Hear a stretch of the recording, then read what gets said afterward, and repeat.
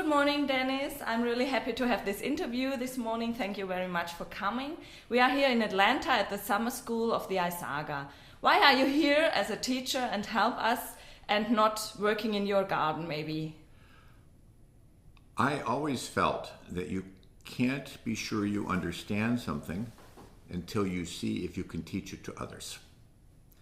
And game design, the process of creating a useful educational exercise, is for me an extremely interesting thing. I'm always trying to make myself better. So I decided to come to this workshop and work with a team for a week to see if together we're able to make really an effective game. You are the author of The Limits to Growth and one of the most popular experts concerning sustainability and, as we heard, resilience. Our world is changing, we have huge problems. What do you think can games and gamers do maybe in this process to be useful? We have problems because behavior is not correct.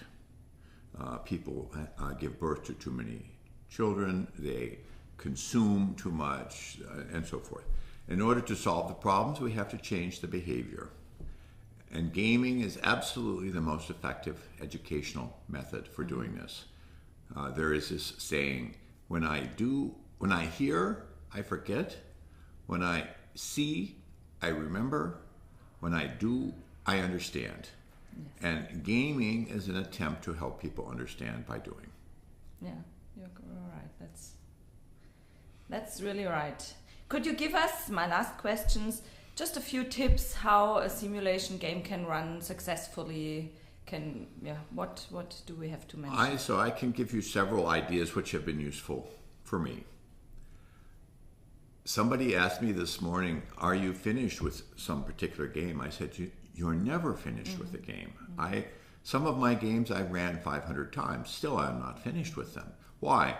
Because a game is a tool for achieving some purpose, and the purpose doesn't depend on the game, and it doesn't depend on you. It depends on the clients, on the participants, and they are always different.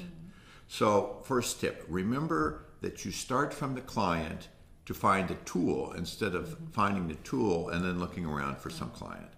I think a second tip is to give the participants the opportunity to understand their own experience in relationship to the game.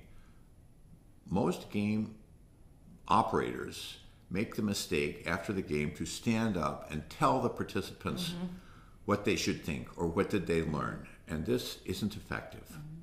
Better to use the game to pose questions and let the participants figure out their own answers.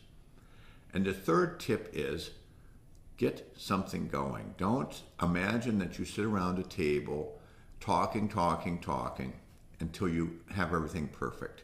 You never can make things perfect. It's like designing an airplane. I couldn't imagine that somebody tells me they are an airplane designer and all they ever did was draw pictures of airplanes. I want to see something built. I want that person to get in and to fly it, and then we can start to talk about and so same thing with games. Start simple, get something running, and then figure out how to make it more complicated. Thank you very much. Thanks.